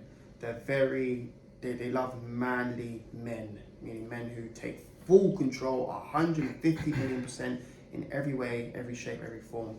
And I love that, because of course they're like my they're really up there for me, and I love them types. Of course, dating other cultures is But they're not black. yeah, they're not black obviously, but this is just a dating, having Oh, fun okay. type perspective. But Pieces. yeah, we're obviously bringing to pieces, of course. But yeah, like, that's what I'm saying. Like, everyone's culture is very different, but yeah, once you start dating all cultures and see how they think and how they move, you kind of do understand the culture you would love to be with, to actually be with long term and stuff like that. That's what I'm saying. How can you not want to be with a Middle Eastern woman? Who said I didn't want to? I didn't say I Your didn't want to. black Mr. Flipping Malcolm X speech. About the girl needs to be black. Yeah, of course, if I'm considering marriage or... But why would you not want to marry like a Middle Eastern girl? Probably has. I watch my mouth for this. Yeah, don't say anything crazy right now. No, but they might have on average, Mm-hmm. they might have better values than the generic English girl, American girl. Very true, they can do, but of course, I need to think of my offspring, and my offspring Okay, is yeah. to look a certain way and act a You want certain your way. offspring. Yeah. Okay, yes, George. Two things. As a multicultural. Actually, what are you, George? What are you? No, Mixed he's race, right. isn't it? No, He's he's not- nah, but he's got sauce. You're like quarter caste, aren't you? Like, No, he's from the ends. English From and the ends. Scottish, bro. serious? But you like you're happy with saying you like your ethnic woman. Values and cleanliness. Yeah. I say cleanliness, bro. The way, obviously, when I was younger, I've dated people from the UK. As I was older, I've obviously been in serious relationships with people who were like international people. Mm-hmm. Yeah. And the level of cleanliness that comes out of them in terms of how they take care of their body, how they take care of what's inside their body, how they take care of where their body is in terms of their home. Mm-hmm. It's next levels. Yeah. The I've great dated a ones as girl well. from Bedford before. Yeah. We ain't gonna name names here. Yeah. But this girl, I was at her house when she was tidying her bedroom. Yeah. And she hoovered the floor. She was like, I'm doing a deep clean of the room. Yeah. And I'm like, are you gonna hoover behind your bed? She was like, what? Bro, tell me, I moved the bed out of the way, yeah, and there was a dust ball the size of my fist. Yeah. Old panties. It was like, cut that off quick. Yeah. In terms of values, unfortunately, I've seen a lot in like UK families, especially like white British families, where like older generations get ill and they're left to fend for themselves. People make schedules to go around and clean for them and help for them. Yeah. They rely on that older person themselves using their savings to get somebody in to come and help. Great. In different cultures, they bring them into the home. Great They point. never leave them to go. They're there for them. My auntie took care of my granddad, and he was going to die in hospital. I honestly, it was heartbreaking. I seen him there. There's 3 nurses to 100 patients. The nurses were just all horrible, like not very nice people. And it's not because they're bad people, it's because they're just stressed. I seen one guy that's about to choke in his tablets. The nurses forgot about him. I'm trying to give him a glass of water. My mum's like, you can't get involved. I'm screwing at the nurses, and then my mum's like, you can't really do that. And then my granddad's just there, like dying in front of me. Guess what? We moved him back to my auntie. He survived another 2 years. He was gonna die, bro. And my auntie had him doing all this stuff. He's had dementia for years, doing all weights and stuff. Yeah. My man's just there with his Jamaican sense. I remember I used to date a nice, my ex. And he used to be like, "Oh, you smell sweet." But my granddad's a super player, bro, like a super villain. I only found out as I got older, actually in front of her. My auntie was just like, "Yeah, you know about Beverly in Jamaica." I'm like, "What? Cheat on grandma?" I'm like, "No, man, I think you're a super James Bond villain, but bro, I'm like, what's going on?" But like, he's just adorable, isn't it? He just has these little sweet Jamaican sayings. But my man still had dementia for years, but he still always knew where a gal was. Yeah. He used to get excited when some of the nurses come, "What's the granddad, man? Chill out, bro." He doesn't know what's going on, but it's so true about the culture of your Asian or your black family that bring the family in. And that's not all, but majority. But just wrapping that point up of international dating, bro, that's like, who would you want to take care of you seriously? Would you want somebody who you know wouldn't invite their own grandparents into the house? Or would you want somebody that would take care of you that would pull somebody in sickness? Who do you want around you? 100%. Especially for a woman, for what we value in women. I know you're not a political guy, but your view, I just want to run through a couple of things. So, growing up black, we'll just be quick on this. Growing up black in Luton, experiences and how has it shaped your views on race? I didn't really experience any type of form of any racism, I would say. Like, growing up, especially as a child, normal childhood. So when it comes to the racial aspect of it, I wouldn't have a deep knowledge upon it. Of course, I know I'm black. I know of black people go through You things. want to be with a black person? I have a deep knowledge on it, but you specifically want to be with a black person. So why is that so inbuilt in your core? Culture. So I come from a very strong black family. We're Caribbeans, but it's just what we believe. You know what I mean? It's, of course, we'll say being very open, date who you want, have fun with who you want. But when it comes to a reproduction standpoint, always stick to your own. It's been embedded in me since I was young.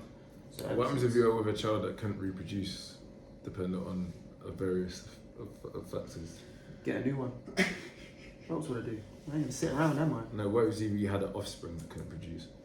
What do you mean? I had a... No, because you said that life is all about...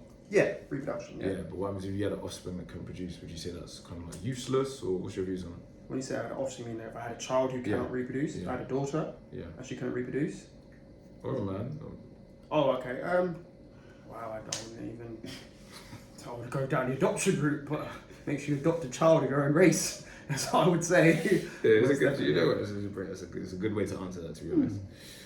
I don't know if it's a good way, but it's an answer. And Nye is always going to give us an answer. True. That was back against the wall as well. I put you in a difficult situation. I was thinking. I appreciate that. No, I appreciate that. I appreciate it. It's unfiltered, baby. Do you think race relations have improved or got worse over the years? Race relations? Yes. They've improved. Yeah, the world is very multicultural.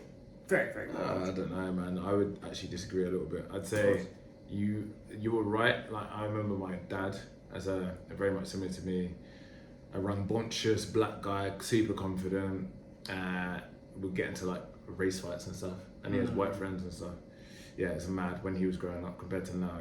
I don't get touched anywhere, like realistically. And a couple of times that I have is because I've heard something, and some people would have ignored it. Because I can't stand it. Anyone even thinking they can say the N-word around me, and that's a hill I've done on. I done a hill for 3 things: N-word stuff, that ain't running, my girl, and my mum. And my mum and dad. My friends can take care of themselves. It's a joint enterprise. That's fun. Yeah. But those 3 things I would die on a hill for. But now you look at all the race relations between the way that the whites in the UK see the immigrants and they jump on the bandwagon. You look at the amount of attention that the Reform Party is getting and stuff like that, and all these things. It's just going a bit bonkers in the UK at the moment. Islam is growing in the UK, and it's actually more of people are tying lots of different things all together what they're unhappy with, so it could be religion, it could be all sorts of things, but people are just taking sides and going on marches. I think that's become really heightened compared to when we were growing up. That wasn't really a thing. Yeah, it's changed. Yeah, it definitely has. What's your views around free speech? Free speech is good, but when you have too much free speech, some people believe their opinions is more important than it truthfully is. For example, in this type of country, this is a dictator type of country, so free speech is not necessarily important and it's not really going to be heard. But the reason for that, this country is very orderly. There's very low crime rates, close to no crime rates. But in other countries like America and England, we value free speech, like your opinions are valuable, but that leads to degeneracy, bad environments, theft, gang violence, and that's all because of free speech. That's actually such a good point, bro. I don't think I've actually heard it put as beautifully as you've just done it then. All the things that we value the UK for and we value the US for, and people criticise the UAE for, especially recently. Like, oh, you guys rule in a country, you can't say this and that. Look what it's led to. Why do so many people want to fly out here? Why is this like a dream place? Why do so many people hate on people that live here? Those same things, that minor thing that you think is so important that you can spout your mouth about the government or whatever it's saying. Yeah. But it's not. It's actually quite a good thing just to have one party involved. Look at the amount of social tension all the political parties are doing. They're all the same anyway. Yeah. There's the overtime window. You go so far outside the left and the right, you go back into the middle. They're all the same. Nothing changes.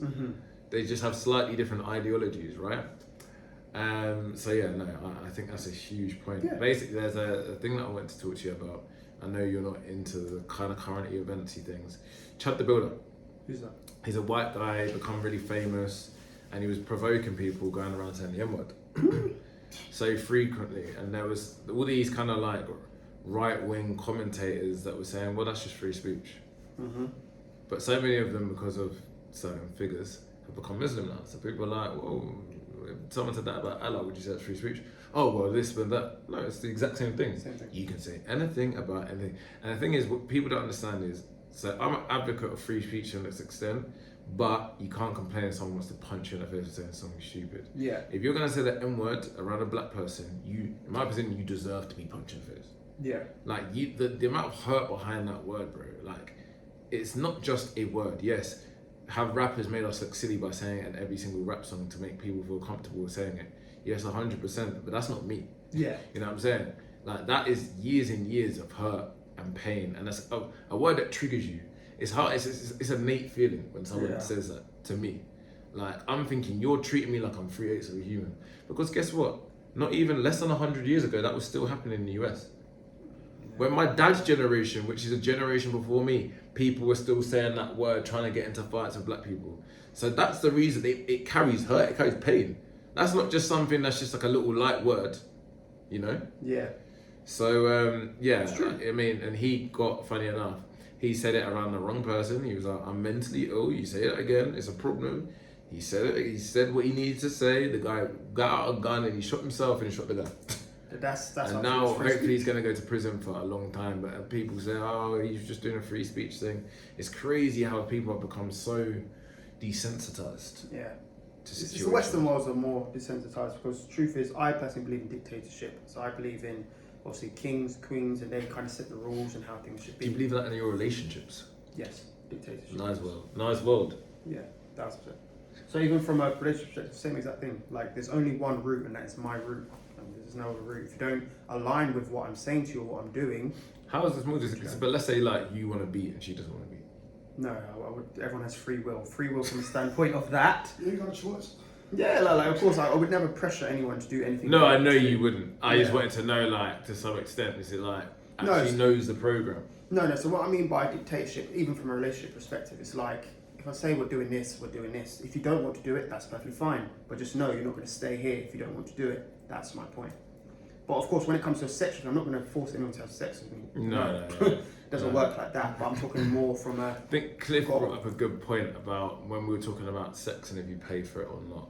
And he made a really good point. He was saying to me, like, bro, like, that's so much of what we get gassed over a girl liking us. That's what distracts you from that type of thing. So again, the same in sex. Like, no one you wouldn't want to have sex with someone that's not really 100%. Yeah, free. you feel uncomfortable. Exactly. So yeah, no, 100% see what you're saying. She needs to just jump on program. Yeah, it's a program because of course, even a program you have set, it's going to benefit your partner as well. I'm not going to say, oh, let's do illegal stuff. No.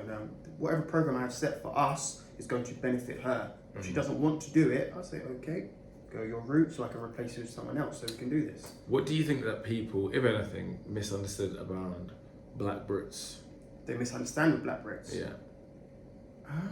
Okay.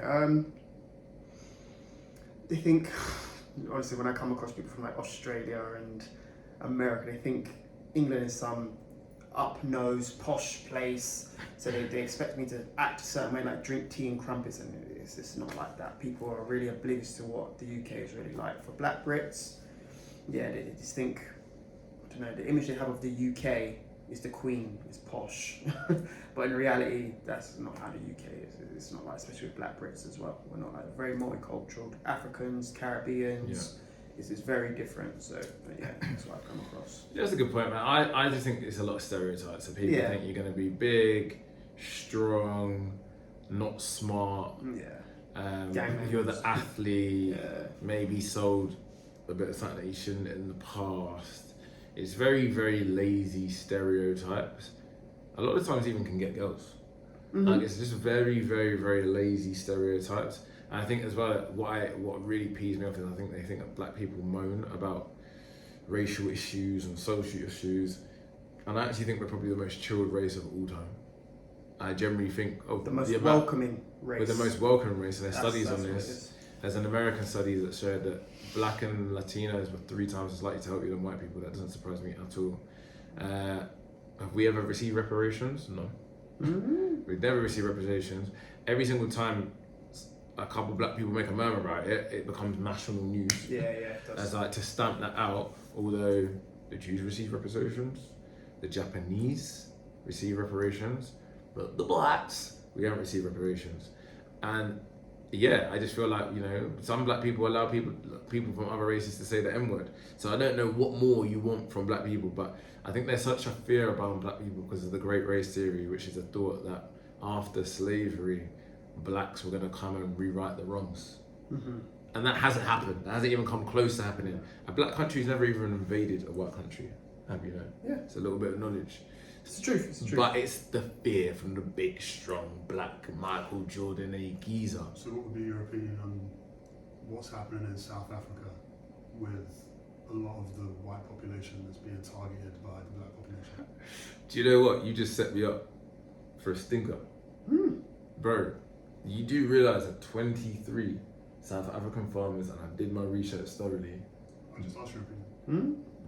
I'm rebutting with facts. 23 farmers died from South Africa. Trump got into y'all heads and made you think it was a way bigger problem than it is. 23 people died, bro. And he said that whites are being targeted. All of you come to the US. Don't worry about the visa, all come to the US. Do you know the reason why, George? That's because of great race theory, my boy.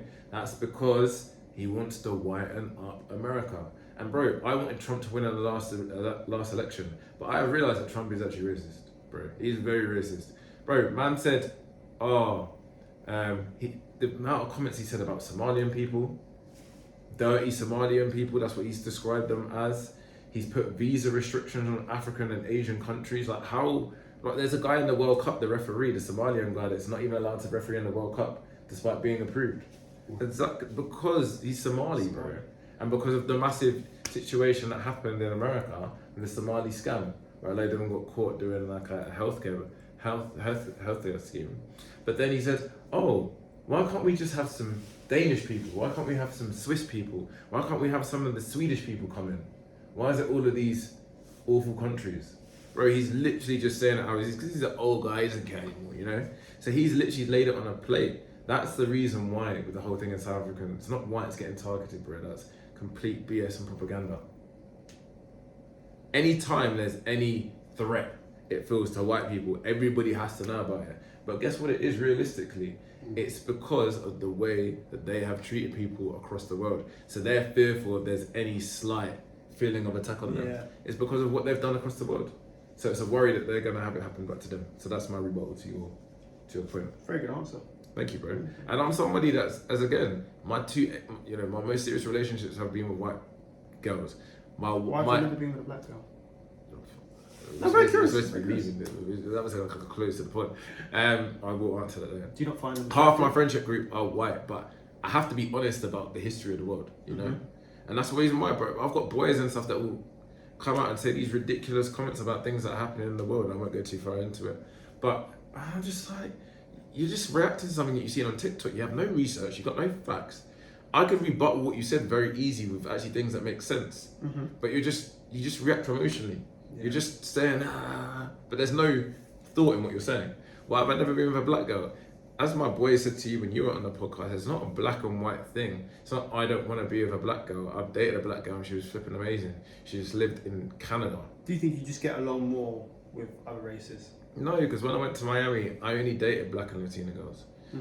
I was I had a Canadian Ghanaian model come over here and she was fully black and she was amazing. And if she actually lived in the UK, that would have been a relationship. It's not even that. Maybe the events that I go to, there's obviously just more white girls. What do you prefer? Do you just prefer? I actually prefer. It's like, and it's not even like I love pure English girls. I actually prefer like Latinas, Latinas, black Latinas, white Latinas. Do you know what I mean? That's what I would say. My preference is. If you want to ask me what my preference is, it's just like I don't go. Oh, you're like. I feel like in your head it's more like, oh, you're black. Oh, okay. For me, it's like you're a girl, innit? You're a girl that I'm feeling. And obviously in England, the kind of events I go to, it's just majority. There's more white girls. Yeah. Everyone can like what they want to like as well. Yeah. And I just like everything sexy and fit. You slaying the world pretty much. Not slaying. I'm just a nice guy looking for a wife. So yeah, no, that's a really good chat. So thank you for all the things that we discussed today. Yeah. What is next for Nies is the closing question. Of course, the main thing is just building my brand even more. I'm out here for quite a long period of time, and while I'm here, I'm looking to grow it by 100,000. So that is my actual goal, and that's what I'm going to achieve while here, 100%. Love it, bro. Thank you so much for coming on the podcast. I'll keep you for an hour and 40. I know you like your podcast to be 40 minutes. Yeah, mine's like 35, 40 minutes max. But no, we spoke about some good topics. Thank you, George, as well. Killed it, my boy. Yeah. And on to the next one. Sick guest. Is there anything you want to promote quickly? Again, guys, just like we always say, make sure you like, make sure you subscribe on this channel, make sure you stay tuned to all his episodes, because this podcast is fire, good topics, good conversations, and good quality guests. So yeah, I'm not going to promote myself saying subscribe to me. Fuck me right now. Subscribe to him. I love that. Obviously build it even more. At Nate_S, at step.up.coaching, at step_up_unfiltered. That's what happens when you have so many followers. You don't even need to do something. Love that, my G. Killed it. And peace.